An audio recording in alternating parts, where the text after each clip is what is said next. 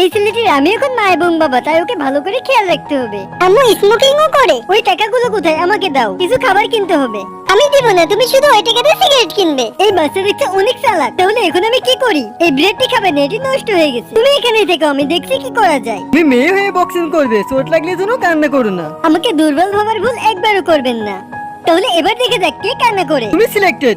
মাল করে কত পাবো? তুমি ওই বক্সারকে হারাতে পারলে আমি তোমাকে 5 কোটি টাকা দিব। ঠিক আছে, তারপর আমি ওই ম্যাচটি জিতে যাই। আমি কি এতটাই খারাপ যার কারণে মা আমাকে ছেড়ে চলে গেল? বাবু আমি চলে এসেছি, দেখো আমি তোমার জন্য কি কিনে এনেছি। বিট্টু কিছু বলছো না কেন? আমার উপর কি রেগে আছো? হ্যাঁ। এ কি তুমি কান্না করছিলে? তুমি কি ভেবেছিলে আমি তোমাকে ছেড়ে চলে যাব?